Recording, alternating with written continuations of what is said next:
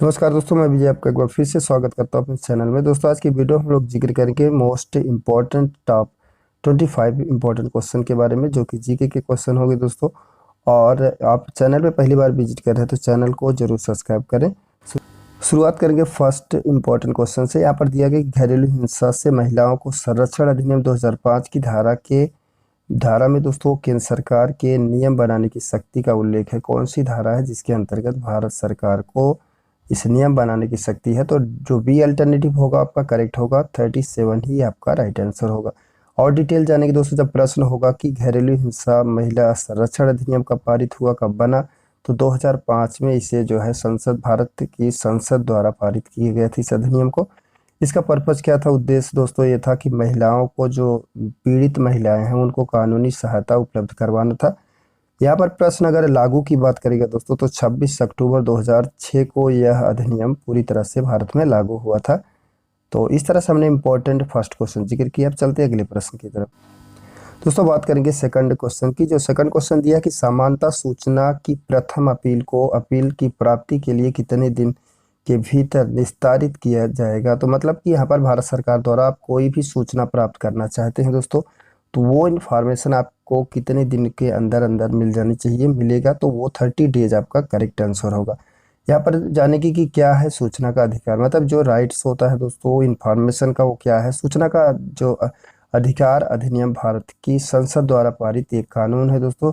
और ये कानून कब पारित हुआ था? 12 अक्टूबर 2005 को लागू हुआ था। क्लियर?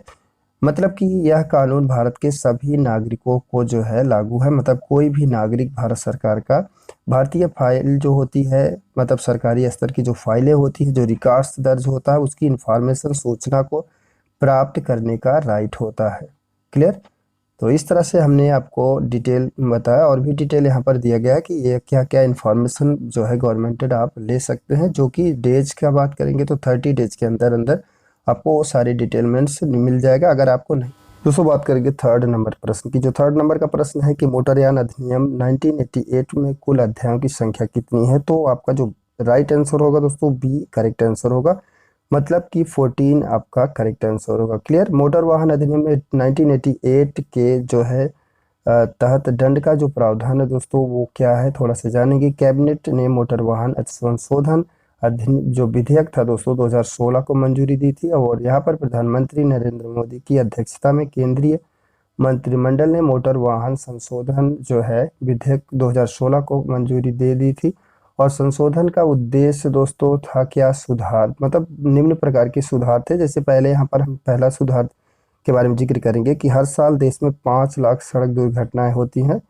ये इंफॉर्मेशन के माध्यम से पता चलता है कि मतलब हर साल 5 लाख लोग सड़क से ग्रस्त होते हैं, दुर्घटनाएं होती हैं, और जिनमें से 1.5 लाख लोगों की मृत्यु हो जाती है दोस्तों।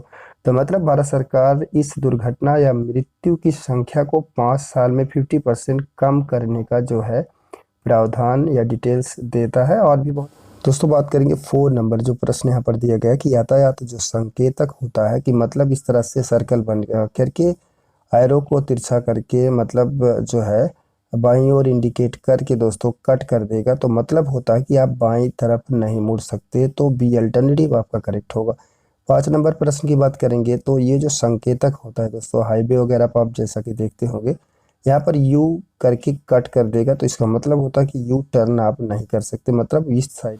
दोस्तों जिक्र करेंगे 6 नंबर से लेकर के 15 नंबर के जो प्रश्न होंगे, वो टोटल के टोटल हम ये भारत के में यातायात के नियम से रिलेटेड जो भी साइन होता, प्रतीक होता, उस पर हम जिक्र करेंगे, फिगर दिखाएंगे, उसका मीनिंग बताएंगे दोस्तों। तो यहाँ पर हम शुरुआत करेंगे जो है वन वे से, मतलब कि इस तरह से आपका एरो अप और डाउन करके कट करके देगा, तो इसका वन वे का मतलब इंडिकेट करता है। क्योंकि हमारे देश में यातायात के बहुत सारे रूल्स हैं ताकि लोग आसानी से आराम से चल सके, दुर्घटनाओं को रोका जा सके। बात करेंगे यहाँ पर 7 नंबर प्रश्न का। तो जो फिगर आप देख रहे हैं दोस्तों, यहाँ पर पी लिख करके कट करने का तात्पर्य होता है कि नो पार्किंग, मतलब वहाँ पर गाड़ी आप जो है स्टैंड नहीं कर सकते। यहाँ पर 8 नंबर की बात करेंगे, अगर आपको हाईवे पे इस तरह से प्रतीक मिलता है दोस्तों, तो इसका मतलब होता है कि डोंट ओवरटेक। क्लियर? तो ये सारे साइन हमको जानना होगा, क्योंकि एग्जाम में ऐसे साइन पूछता है, तो उसका मीनिंग पता होना चाहिए। विकल्प में दोस्तों बात करेंगे 9 नंबर प्रश्न से। तो 9 नंबर का प्रश्न यहाँ पर दिया गया है कि जो प्रतीक आपको साइन दिखाई दे रहा है दोस्तों, इसका मीनिंग क्या होता है। इसका मीनिंग होता है दोस्तों don't use horn too much, मतलब बहुत देर तक आप हॉर्न नहीं बजा सकते। इसका मीनिंग होता है मतलब ये आपको जब भी हाईवे पर मिलेगा हॉर्न लेकर के कट करके, तो ये आपका मतलब होना चाहिए कि बहुत देर तक आप हॉर्न को नहीं बजा सकते। बात करेंगे 10 नंबर प्रश्न का। तो यहाँ जो फिगर आपको दिखाई दे रहा है दोस्तों, अगर यू इस तरह से करके देता है तो मतलब आप यू टर्न कर सकते हैं। अगर कट कर दिया तो कहने का तात्पर्य हो गया कि यू टर्न आप जो है हाईवे पे नहीं ले सकते, मतलब जहाँ पर ये प्रतीक बना रहेगा वहाँ पर यू टर्न आप नहीं ले सकते। साइन को जाने, इसका मीनिंग जाने। यहाँ पर 11 नंबर की बात करेंगे तो यहाँ पर जैसे लिखा रहेगा इस तरह से प्रतीक बना करके लिखा रहेगा कि डोंट, ठीक, तो मतलब ये होता है कि नो एंट्री, वहाँ पर वर्जित रहेगा, मतलब आप जो है वाहन को नहीं ले जा सकते। क्लियर। अब बात करेंगे 12 नंबर प्रश्न दोस्तों। तो यहाँ पर जैसे यहाँ पर आपका सर्कल करके कट कर देगा तो नो एंट्री का ये भी प्रतीक होता है, मतलब आपको पता होना चाहिए इस तरह से सर्कल करके कट करेगा तो उसका मीनिंग क्या होगा, नो एंट्री का साइन है। क्लियर। अब बात करेंगे यहाँ पर इस तरह से सर्कल करके दोस्तों आपका बाईं तरफ इंडिकेशन करेगा, तो मतलब बाईं तरफ ऐसे कर दिया तो बाईं तरफ आप जो है लेफ्ट साइड में मुड़ सकते हैं, लेकिन कट कर दिया तो मतलब ये होता है कि बाईं हाथ पर जो है मुड़ना मना है, मतलब बाईं तरफ आप मुड़ नहीं सकते। क्लियर। दोस्तों 14 नंबर प्रश्न की बात करेंगे। यहाँ पर जो सर्कल बना के रखेगा और एक एरो साइन करेगा, मतलब कि इस तरह से दाईं तरफ इंडिकेट कर रहा है राइट साइड में, और जब कट कर देगा दोस्तों तो मतलब यहाँ पर है कि दाहिने हाथ पर साइड में आप मुड़ नहीं सकते। कोई पहाड़ी है कुछ है तो वहाँ पर ये प्रतीक आपको बना दिखाई देगा, मतलब कि आप जो है राइट साइड में कोई अव्यवस्था होगी इसीलिए वो साइन बना रहता कि आप उस साइड में टर्न ना हो। 15 नंबर में हम देखेंगे कई साइन के बारे में। तो यहाँ पर जैसे ये दिया गया कि ट्रक वर्जित का साइन होगा दोस्तों, कि मतलब कि जहाँ पर सकरी रोडें होती हैं या वर्जित रहेगा तो इस तरह से सर्कल में ट्रक बना करके उसको कट कर देगा कि आप ट्रक को नहीं ले जा सकते। अगला प्रतीक यहाँ पर देखेंगे नो एंट्री, मतलब कि no stopping, sorry no stopping का प्रतीक इस तरह से होगा कि मतलब सर्कल होगा, कट करेंगे और कलरफुल रहेगा। यहाँ पर दोस्तों पैदल चलना मना है, मतलब कि आपका अगर छपा होता कट नहीं होता तो पैदल चलना वर्जित था, मतलब चल सकते हो। अगर यहाँ पर कट कर दिया दोस्तों तो मतलब वो कुछ ऐसी कंडीशन होगी जहाँ पैदल आप नहीं जा सकते।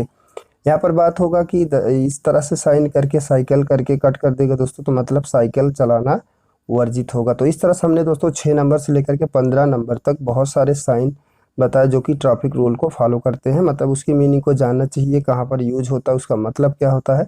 अब चलते हैं 16 नंबर प्रश्न से। बात करेंगे 16 नंबर प्रश्न की दोस्तों। तो यहाँ पर दिया कि समुद्री शैवाल में क्या होता है। तो क्लियर, यहाँ पर जो बी अल्टरनेटिव दिया ऑलरेडी मैंने ठीक कर रखा है दोस्तों, तो आयोडीन आपका राइट आंसर होगा। 17 नंबर प्रश्न की अगर बात करेंगे कि ज्ञानपीठ पुरस्कार निम्नलिखित में किस क्षेत्र में विशिष्ट योगदान के लिए दिया जाता है दोस्तों, तो साहित्य आपका करेक्ट आंसर होगा। क्लियर। दोस्तों बात करेंगे 18 नंबर प्रश्न की। जो 18 नंबर का प्रश्न है दोस्तों कि संपत्ति के अधिकार को किस संविधान संशोधन के द्वारा हटा दिया गया, तो जो राइट आंसर होगा दोस्तों ये अल्टरनेटिव होगा, मतलब 44वें संविधान संशोधन के तहत जो संपत्ति का राइट था, अधिकार था मानव को, वो हट गया है, अब विधि का अधिकार बन गया, कानूनी अधिकार बन गया है। 19 की बात करेंगे वह कौन सा ग्रह है जिसके चारों ओर सल्फ्यूरिक अम्ल है, तो आपका करेक्ट जो आंसर होगा दोस्तों वो आपका शुक्र करेक्ट आंसर होगा। दोस्तों बात करेंगे 20 नंबर के प्रश्न का। तो यहाँ पर दिया है कि गरबा कहाँ का लोक नृत्य है। तो क्लियर, यहाँ पर पहला विकल्प महाराष्ट्र, दूसरा गुजरात, तीसरा बिहार, चौथा झारखंड। जो गुजरात होगा आपका करेक्ट आंसर होगा। 21 नंबर की बात करेंगे दोस्तों। तो ललित कला अकादमी की स्थापना किस वर्ष हुई थी, तो यहाँ पर विकल्प है 1952 और 1954, 1958 और 1964। राइट आंसर होगा दोस्तों 1954 आपका करेक्ट आंसर होगा। दोस्तों बात करेंगे यहाँ पर 22 नंबर प्रश्न की। 22 नंबर प्रश्न है कि ओजोन परत किस वायुमंडलीय परत में पाया जाता है दोस्तों, तो समताप मंडल आपका करेक्ट आंसर होगा। 23 नंबर की बात करेंगे विश्व स्वास्थ्य दिवस कब मनाया जाता है दोस्तों, तो 7 अप्रैल आपका करेक्ट आंसर होगा। बात करेंगे 24 नंबर प्रश्न की दोस्तों। तो यहाँ पर दिया कि भारत में पहली बोलती फिल्म कौन थी, तो आलम आरा आपका राइट आंसर होगा, मतलब बी अल्टरनेटिव करेक्ट होगा। 25 और लास्ट प्रश्न की बात करेंगे दोस्तों। तानसेन किस मुगल सम्राट के दरबार में संगीत तज्ञ था, तो राइट आंसर आपका डी होगा, अकबर होगा। तो दोस्तों इस वीडियो में मैंने 25 टॉप के प्रश्नों को जिक्र किया। वीडियो अच्छा लगे तो प्लीज़ लाइक से सब्सक्राइब करना ना भूलें। Thank you for watching this.